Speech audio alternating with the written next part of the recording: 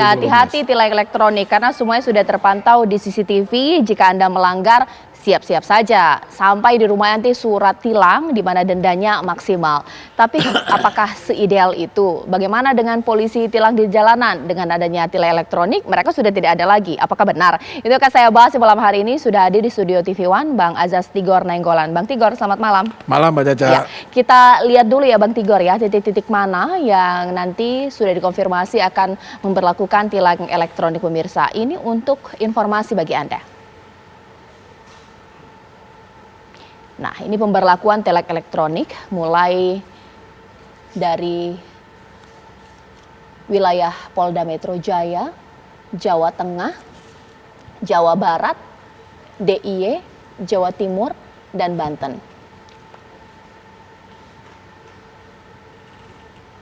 Sekarang kita juga melihat bahwa ini juga berlaku di 10 titik di Sumatera Barat, 5 titik di Riau, 8 titik di Jambi, dan 5 titik di Lampung. Sekarang kita ke Sulawesi, 11 titik di Sulawesi Utara, 16 titik di Sulawesi Selatan. Bang, setuju nggak dengan tilang elektronik? Sangat setuju. Kenapa? Sangat setuju. Satu, itu akan merubah budaya disiplin lalu lintasnya masyarakat. Ya. Kedua, efisiensi tenaga polisi. Ketiga, lebih pada keadilan. Jadi orang nggak pandang bulu nih, yang ditangkap siapa. Kalau dia melanggar ditilang. Gitu, saya setuju.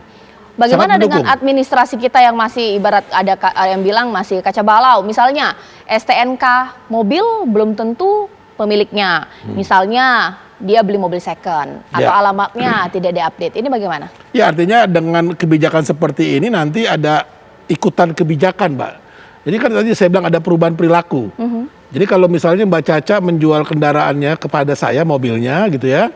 Karena nanti kan panggilan, kalau pelanggaran atas nama mobil Mbak Caca, ya kalaupun sudah dijual ke saya.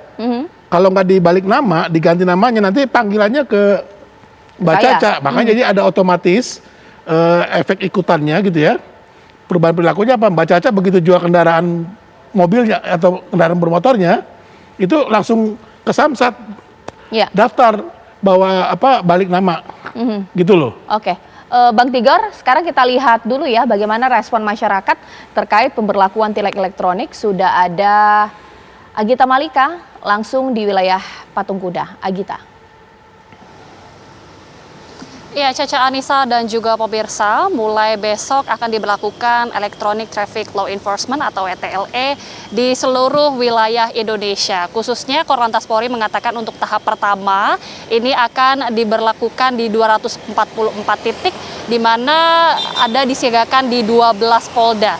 Nah, untuk di ibu kota sendiri, Caca, Anissa dan juga pemirsa, khususnya di Polda Metro Jaya ini juga sudah menyiagakan ada sebanyak 98 titik atau kamera ETLE yang nantinya akan difungsikan untuk memantau atau menangkap beberapa pelanggar lalu lintas. Setelah sebelumnya memang Polda Metro Jaya ini sudah mengaktifkan 57 kamera ETLE statis, namun mulai besok akan ada penambahan 41 kamera ETLE lagi untuk di wilayah ibu kota, sehingga total ada 98 kamera ETLE yang diaktifkan. Dan Caca, ini basis cara kerja sistem ETLE seperti CCTV, ini bisa merekam kejadian pelanggaran, namun kamera ini punya kecanggihan tersendiri karena bisa menangkap dengan jelas plat nomor kendaraan, kemudian wajah pelanggar, bahkan saat malam hari ini menggunakan bantuan cahaya khusus.